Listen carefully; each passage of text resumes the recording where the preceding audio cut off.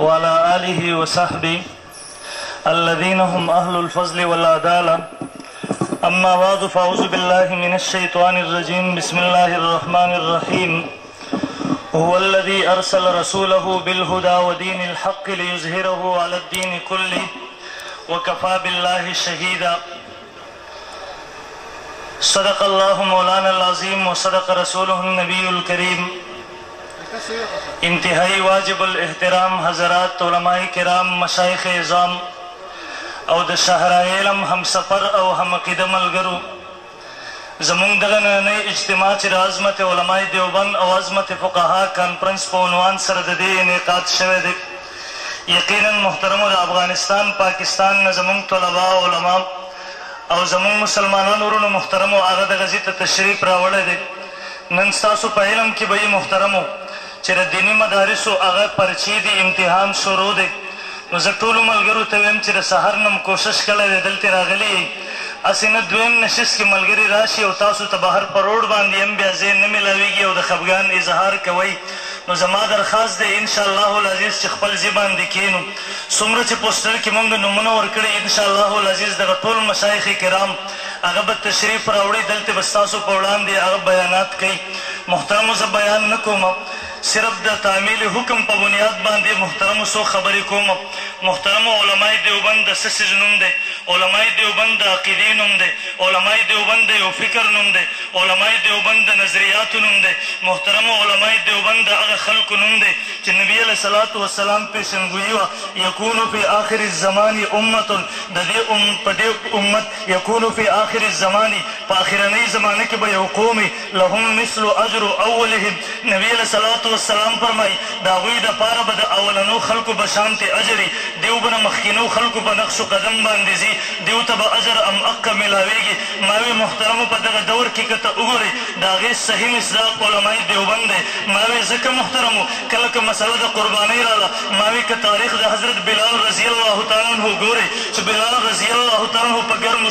شګو باندې سمړولی شو، په هغه ګرمو شګو باوجود په هغه ګرمۍ کې بلال رضی الله تعالی عنه د هغه ظلم مخې ته بیا هم د احد ناره ولګوله، بیا هم بلال رضی الله تعالی عنه د خپل منصور نه وروسته نه شو، بیا هم بلال رضی الله تعالی عنه د هغه عقیدې اواز ولګو. ما وی په رستنو خلکو که ما وکاته، ما وی ها د دارالعلوم دیوبند شیخ الحدیث، د دارالعلوم دیوبند دقه اولنی طالب علم شیخ الهند مولانا محمود الحسن رحمه الله، ما که کله د مالټې تاریخ وکتو، ما که کله د مالټې د جیل حالات د هغه وکاته، ما ته یقینا میلاو شو د حضرت بلال رضی الله تعالی عنه دغه یاد هغه ژوندی کړی دی. ما وی ها د شیخ الهند رحمه الله وفات شو، کم خلک غسل ورکوي غاسلین، شیخ العرب والعجم سید حسین احمد مدني صاحب نور الله مرقده ته غاسلین راله، ورته وایي د شیخ الهند رحمه الله ملا خو سوری شوی وه، د هغوی په ملا کې خو روغ ځای نه و. مولانا مدني صاحب رحمه الله سترګو مبارکو نه اوښکې لاړې ویې فرمیل ویل ها د هغه رازو چې حضرت پټ کړی و مونږ یې منع کړي و چې دنیا د دې نه خبر نه شي.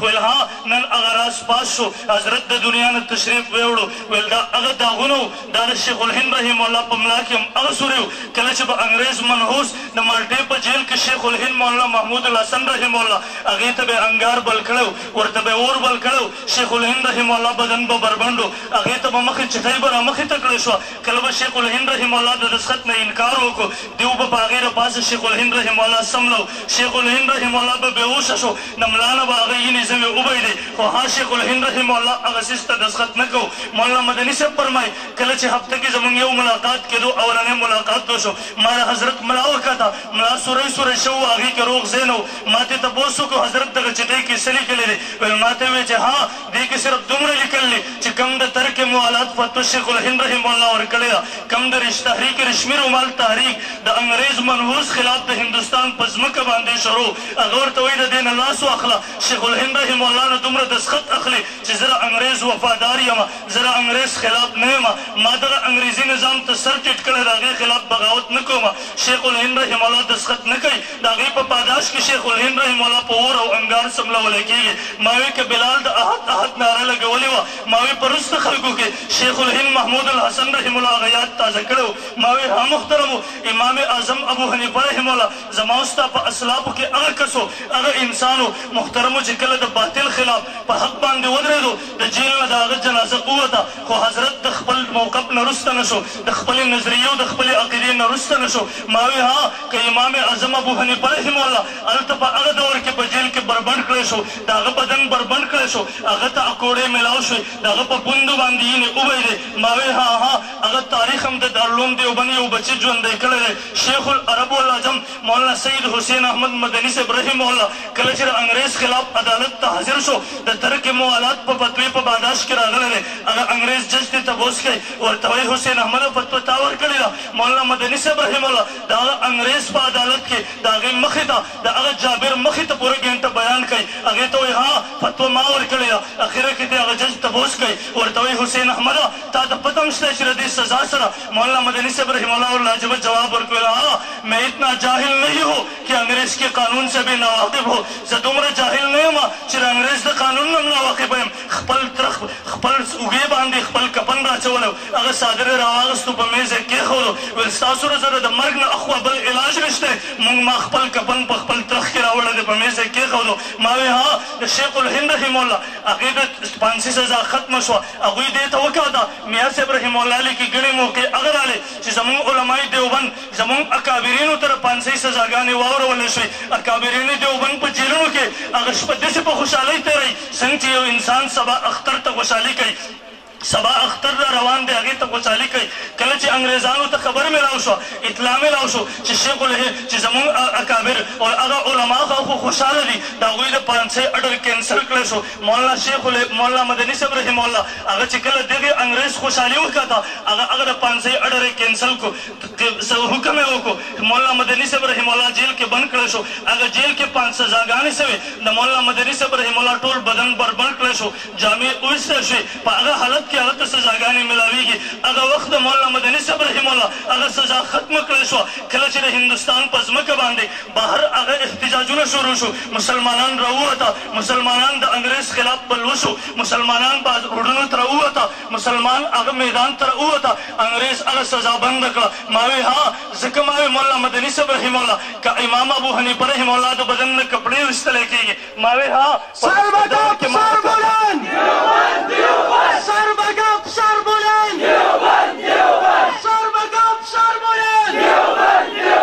مفتی محمد ندیم مفتی محمد ندیم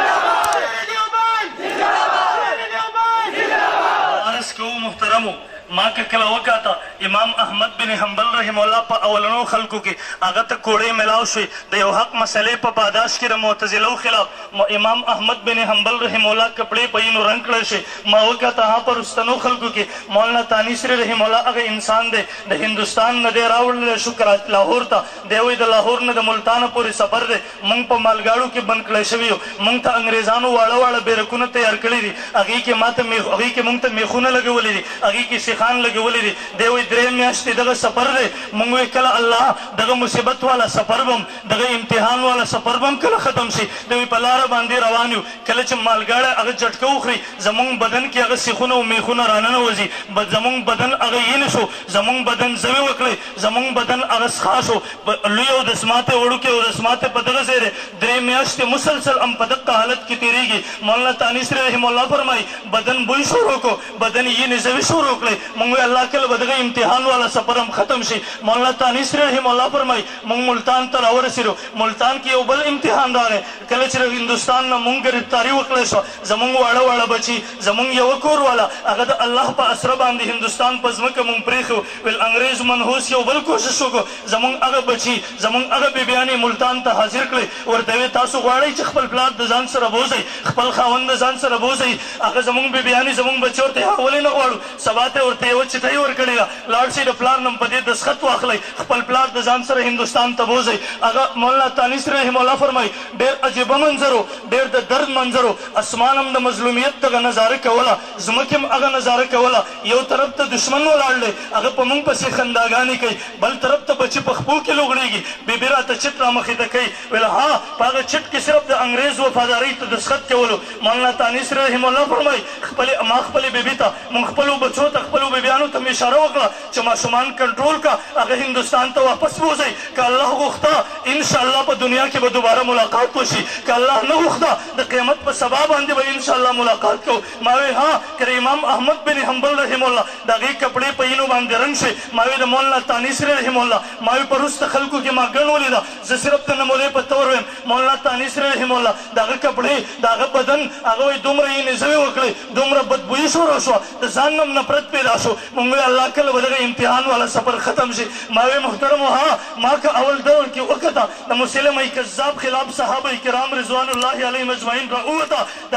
هغې خلاف په میدان عمل کې خپل ځانونه پیش کړه ما وی ها کله که ما وروسته خلکو کې وکته ما وی د مسلمه کذاب یو بل بچی قادیاني ملعون کافر راووتو هغه هم د نبوت دعوه وکړه ما وی ها علماء دیوبند ما وکته هغوی خپل سرونه حاضر کړه هغوی خپلې سینې حاضرې کړې هغوی خپل بچې حاضرې کړې ما ته یاد دي د لاهور په ځمکه باندې د 10,000 نوجوانانو د قربانۍ ضرورت پیښ شو علماء دیوبند 10,000 سینې پیش کړې نن هم د لاهور ځمکه ګواه ده ما وی که کله ضرورت پیښ شو شیخ سرفراز خان صاحب در صاحب نور الله مرقده د هغه جلوس قیادت کوي حضرت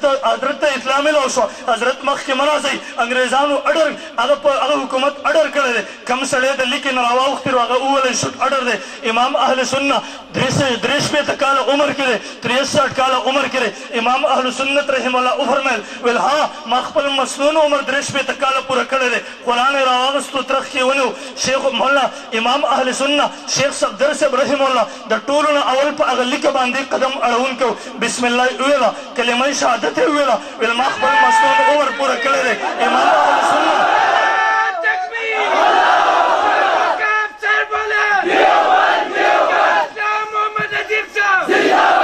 ماوی ها محترمو امام اهل سنه په هغه کرخه باندې مخکې ځي هلته هغوی د ټوپک په ماشي د کلاشنکوف په ماشي باندې زور کوي د هغوی ټوپکې کار پرېږدي امام اهل سنه رحمه الله وفرمیل ویل ها مونږ په اډیاله جیل کې وو مونږ ته د جیل سوپرډنټ راغی مونږ ته وی یوازې خبره هم دلته ډېره عجیبه وکړه مونږ ته تپوس وکړو څه خبره ویل مونږ ته وویل چې ها علماء دیوبند تاسو څومره دیوبندیان چې د دغه تحریک په باداشت کې مونږ تاسو ونیسو دلته م راولو تاسو پاستر ځوړند کو تاسو پربند کو تاسو ته د بجلۍ کرنټونه درکو تاسو باندې قسمه تشدد وکړو ویل ها ستاسو د خولې نه هغه یو اواز قادیاني کافر والا ناره راځي ویل هغه الواخور مولیان کم چې زما د دیوبند د فکر خلاف لګیا دي کم چې نن لګیا دي علماء دیوبند ته ګستاخان وایي ویل موږ هغه خلک راوستي نه یي دلته مې یوه ډنډه وهلي نه یي هغوی راته چغې وایي د الله دپاره موږ پرېږده وایي موږ قادیاني ته کافر نه دی ویلی موږ د دغه مهم حصه نه یو ویل ها تاسو دیوبندیانو سره موږ هر قسمه تشدد وکړو خو د کفر والا هغه ناره ستاسو د خولې نه نه وځي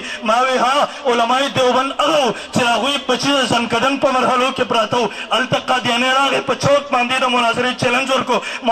مولانا غلام غوث هزاروي رحم الله ووتو بیبي ورته وایي که ته لاړې ستا زین العابدین بچی هغه به وفات شي ورته وایي ها زما د زین العابدین غوندې په لکونو بچي دې قربان شي هېڅ څه پروا نشتې خو که د نبي علیه صلات وسلام یو امتي هغه ګمراه شي دا د امت دپاره تباهي ده ما وایي ها مولانا هزاروي صاحب رحم الله ته اطلاع په لاړه ملاوېږي زین العابدین وفات شو مولانا هغه غلام غوث هزاروي صاحب رحم الله کتابونه په اوږه دي هغه د مناظرې دپاره د قادیاني ملعون خلاف روان دی اطلاع ورته ملاو شو ماسوی د وفات شو جواب یې ورکویل ها د بچي جنازه فرض کفایي ده د نبي علیه صلات وسلام د دفاع جنګ فرض عین دی مولانا هزاروي صاحب رحم الله بچی دفن شو هغه د مناظرې میدان کې ولاړ دی ما وی ها محترمو ما که کله وکاته د امام ابو حنیفه رحم الله جنازه د جیل نه ووته په اولني خلکو کې ما تر هغې نظیر ملاو شو د شیخ الهند رحم الله په شاګردانو کې د یو شاګرد قبر هغه د مالټې په جیل کې تر ننه پورې جوړ دی ما وی نن هم د مالټې جیل ته لاړ شه ما وی نن هم د کیوبا جیل وګوره ما وی ها که د دیوبندیانو بچو په خپلو لاسونو کې هتکړۍ نه وې پرتې نن هم د کیوبا درو دیوال تا ته ګواهي نه درکوله چې د علماء دیوبند کمې قربانۍ دي ما وی ها بیا ما ته ووایه تا غلو وکړه خو ما وی ها که کله خبره راله بهرحال محترمو زه خبره مختصر کوم ما دومره وی د کله کله قربانو خبره راله ما د علماء دیوبند تاریخ وکتو ما ته په هر لاره باندې ما ته په هر چوک باندې ما ته په هره کوڅه باندې د علماء دیوبند هغه قربانو اواز راغی ما وی ها محترمو کله که علم لاین ته لاړم ما که وکاته په اول دور کې یو استاد یو شاګرد تفسیر لیکي تفسیر جلالین ما ته په وروسته دور کې نظیر ملاو شو یو استاد یو شاګرد تفسیر لیکي تفسیر عثماني په نوم باندې علامه شبیر احمد عثماني رحم الله شاګرد شیخ الهند مولانا محمود الله حسن رحم الله استاذ ما که کله وکاته په اول دور کې امام بخاري رحم الله بخاري لیکي د هغه نظیر نه میلاویږي. ما په وروسته دور کې وکاته چې د دارالعلوم دیوبند بچی وروسته په دغه دور کې امام انور شاه کشمیري صاحب رحم الله د هغه شرح رفیظ الباري په نوم لیکي. ما وی ها په دغه دور کې د هغې نظیر نه میلاویږي. ما که کله وکاته امام مسلم رحم الله مسلم وکتو مسلم ولیکو د هغه نظیر نه میلاوېدو. ما وکته وروسته دور کې د دیوبند یو بچی په دغه اخري دور کې علامه عثماني رحم الله 5 جلدو کې فتح الملهم لیکي نظیر نه میلاویږي. ما وی که په اول دور کې امام ابو داود رحم الله کتاب ولیکو ابو داود شریف. ما په وروسته دور کې ولیکته چې مولانا خلیل احمد سهارنپوري صاحب رحم الله کتاب ولیکو بذل المجهود په نوم باندې شرح وکړه. دنیا د هغې مخې ته حیران وه. ما که اول دور کې وکړه امام مالک رحم الله موطا ولیکله. ما په وروسته دور کې وکړه شیخ الحدیث مولانا زکریا نور الله مرقده د هغې شرح د اوجز المسالک په نوم وکړه. او یو عرب عالم عجیبه ګواهي ورکوي کله چې شیخ زکریا کتاب یې وکړو بې اختیار یې د خولې نه ووته ویل ها شیخ زکریا رحم الله کتاب که اوجز المسالک که کله وګورئ په نظر دغه راځي چې امام مالک رحم الله د امام ابو حنیفه د فقه مقلد و. ما ویل ها محترمو اول دور کې ما وکړه د امام بخاري رحم الله د قبر نه خوشبویي تللې وه. وروسته دور کې ما وکړه د مولانا احمد علي لاهوري رحم الله په ګڼ په زرګونو په سوونو هغه اکابر د هغوی د قبرونو د خاورو نه هغه نه خوشبویي لاړه. ما وکړه محترمو پوره دنیا کې علماء دیوبند د دین جنډې اوچتې کړې. کله که مسله د خلافت راغله د افغانستان په ځمکه کې تاسو وکړه مولانا جلال الدین حقانی صاحب حفظہ اللہ اگر دارالعلوم دیوبند سره تعلق ساتي. مولانا یونس خالد صاحب د امارات اسلامی اگر رهبران مولانا یونس خالد صاحب مولانا عمر صاحب امیر المؤمنین حفظہ اللہ. ما که کله دغه ټول وکاته ما وی ها دا د دیوبندي مدارسو پیداوارو دا د دارالعلوم دیوبند هغه روحاني بچو دا د شیخ الهند رحم الله هغه روحاني د شیخ الهند رحم الله هغه جنګو چې هغه اعلان کړو د دارالعلوم دیوبند د بنیاد په وخت کې ویل ها انګریز زمونږ په تهذیب باندې حمله آور شو. د دې چوڼۍ نه به د مسلمان د تهذیب د عقیدې نظریې دفاع کو. مولانا نانوتي صاحب وفرمیل د 4.5 لکه مسلمانانو د 1857 په جنګي ازادۍ کې د شهادت جامونه نوشله د دې دارالعلوم دیوبند چوڼۍ را. ما که کله دغه ټول وکاته ما ویل ها دا د دیوبندي مدارسو پیداوارو دا د دارالعلوم دیوبند هغه روحاني بچو دا د شیخ الهند رحم الله هغه روحاني د شیخ الهند رحم الله هغه جنګو چې هغه اعلان کړو د دارالعلوم دیوبند د بنیاد په وخت کې ویل ها انګریز زمونږ په تهذیب باندې حمله آور شو. د دې چوڼۍ نه به موږ د مسلمان د تهذیب د عقیدې نظریې دفاع کوو. مولانا نانوتي صاحب وفرمیل د 4.5 لکه مسلمانانو د 1857 په جنګي ازادۍ کې د شهادت جامونه نوشله د دې دارالعلوم دیوبند چوڼۍ را. د دې ځینه به موږ په پوره دنیا کې جنګ کوو د خپل 4.5 لکه مسلمانانو د شهادتونو بدله به اخلو. ما وی الحمدلله زمونږ د تاریخ هغه ټولې مرحلې که ته وګورې کوڅه په کوڅه دیني مدرسه ما وی دا د دارالعلوم دیوبند هغه جنګ دی. ما وی ها تبلیغي جماعت پوره دنیا کې که ته وکړو دا د دارالعلوم دیوبند هغه جنګ و. ما وی که نن خانقاهونه د بدعاتو د رسوماتو نه پاک کړه د الحاد د حملو نه محفوظ کړه د علماء دیوبند فیضو. ما وی ها د تصوف میدان ته لاړې د جهاد میدان ته لاړې که کم میدان ته هم ته لاړې ما وی هلته د دیوبند بچو جنډه اوچته کړې ده. زه به عبدالرحمن سدیس په هغه خبره اکتفا وکړم. عبدالرحمن سدیس وفرمیل ویل ها مخکې په مکه مکرمه مدینه منوره کې اوس پوره دنیا ته لاړم پوره دنیا مې وکړه چرته هم که د دین کومه یوه شعبه آباده وه هغه د دیوبند بچو آباده کړې وه. چرته هم که د دین په یو شعبه کې جنډه اوچته کړې وه هغه د دیوبند بچو اوچته کړې وه. ځکه خو عبدالرحمن سدیس د کعبې امام د هندوستان په دغه ځمکه باندې مجهور شو هغه لاسونه اوچته کړه د دیوبند زنده‌باد اواز یې ولګو. محترم بهرحال محترمو زه خبره ختمومه دومره ویم علماء دیوبند قلبی شیخ الهند کی جمعیت زنده. ما خبره محترمو زه خبره ختمومه. زمونږ نوجوانان احناف د علماء دیوبند دغه تمام تنظیمونه د علماء دیوبند دغه تمام جماعتونه چې څوک د جهاد په میدان کې برسري پیکار دي څوک محترمو د سیاست میدان کې سر برسري پیکار دي څوک محترمو هغه د تدریس په میدان کې برسري پیکار دي څوک محترمو د تصوف په میدان کې برسري پیکار دي. نوجوانان احناف د هغه جان نثارانو نوم دی چې د دغه ټولو جماعتونو د دغه ټول فکر د دغه ټولو جماعتونو د عقایدو نظریاتو د دفاع ټیکه هغوی اخیستې ده دغه ذمه داري په خپل سر باندې اخیستې ده. انشاءالله د کله پورې زمونږ په بدن کې سای انشاءالله العزیز د کله پورې زمونږ په بدن میدان کی جانیں مونږ به د علماء دیوبند اهل سنت والجماعت د عقاید و نظریاتو د اعمالو دفاع کوو که کله په میدان کې د دلیل په میدان کې د دلایلو په میدان کې علماء دیوبند کم باطل چیلنج کوي مونږ په هغه میدان کې په دلایلو سره د هغې خلاف جنګ کول د هغه د دلیل جواب په میدان کې کول د خپل فرض ګڼو او محترمو دا درته ووایم نن چې په یو نوم باندې تا خلک دوکه کوي و یار حنفیت آواز ولګوه که نه دیوبندیت بریلیت پکې چا راوستی دی دی په اصل کې هغه شین بریلی دی چې د دیوبندیت دغه صادر د ځان نه لرې کول غواړي ما وی دا یاد وساته کله چې د حنفیت تشریح هغه دیوبندیت لرې کړي ما وی ها هغه بریلیت پاتې کېږي دی په اصل کې د بریلیت آواز تا ته نشي کولی دی ستا د دیوبندیت سټیج ته راغلی دی د هغه ځینې بریلیت خورول غواړي دی ځکه تا ته داسې قسمه آوازونه لګوي موږ وایو ها که کله د حنفیت نه دیوبندیت لرې شي دا بیا بریلیت پاتې کېږي دا بیا ګمراهي پاتې کېږي ځکه علماء دیوبند په دغه دور کې د حنفیت دفاع کړې ده د الحاد او د بدعاتو ټولو حملو مخې ته ولاړ دي بهرحال محترمو زموږ نوجوانان احناف نن په پوره دنیا کې الحمدلله افغانستان کې پاکستان کې د پښتونخوا په دغه سیمه باندې شیخ محمد ګل وهاب صاحب دامت برکاتهم العالیه موجود دی د افغانستان په ځمکه باندې زموږ د نوجوانان احناف دغه تحریک روان دی د پاکستان په سیمه باندې هم روان دی او نن محترمو تاسو به هم د هغې خبرې ګواهي ورکوئ یو دور چې ته کور په کور کوڅه په کوڅه وابي چیلنج کولې پنجپیري چیلنج کولې بریلي چیلنج کولې صیفي چیلنج کولې ستا په تبلیغي جماعت یې کفر فتوې لګولې ستا مجاهدینو ته ګمراهان ویله ستا صوفیانو ته هغه محترمو ستا صوفیه کرامو ته صوفیت ته خرافات ویله ما وی هغه دور محترمو نن ته وګوره د نوجوانان احناف څلور پنځه کاله مسلسل محنت نن الحمدلله نن که یو وابي پنجپیری غیر مقلد محترمو دی که خپله عقیده هم بیانوي دی به اول شپږ طرف ته ګوري شپږ طرف ته به دی ګوري چې د نوجوانان احناف څوک کارکون خو نشته دی ما وی بیا به د هغې نه وروسته خپل مسلک خبره کوي مخکې که ته دعوت کولې په مفت ګاډي کې ګنج ته بوتلې نن الحمدلله د نوجوانان احناف د محنت ثمره ده نن ته لاړ شه ګنج ته د جمعې د شیخ صاحب بیان ته ما وی هغه شیخ صاحب د مفتي شیخ صاحب ما وی ته ورته ورننوځه تا به منع کوي حنفي او حنفي یم څه ته راغلی د شیخ صاحب بیان ته یار بس مهرباني وکړه خفه نه شې لاړ شه د احنافو جومات ته هلته مونځ وکړه ما وی الحمدلله دا د نوجوانان احناف د هغه محنت ثمره وه او زمونږ په سرونو باندې زمونږ د دغه مشایخو زمونږ د دغه اکابرو لاسونه دي د هغوی سایه ده د هغوی شفقت دی انشاءالله زمونږ عزم دی ستاسو مخې ته یو ځل بیا دا عزم کوو د حنفیت دیوبندیت دغه د دلایلو جنګ انشاءالله العزیز د هغه وخته پورې به موږ مخ په وړاندې بوځو تر څو پورې چې زمونږ په بدن کې سا د واده راسه کوئ که نه انشاءالله د هغې نه یوه خبره دا ده زمونږ نن اجتماع تر مازدیګره پورې ده ټول به راسره تر مازدیګره پورې شریک کېږو که نه کله کله قربانۍ د جان د ورکولو مسله به راځي د جان ورکولو خبره لا موږ نه ده کړې موږ د مازدیګره پورې ستاسو نه دغه واده اخلو چې نن زموږ سره کښېنئ ستاسو به دغه واده مشایخ را روان دي را سره به کښېنئ که نه انشاءالله واده ده الله رب العزت تېر عمل کولو توفیق راکړي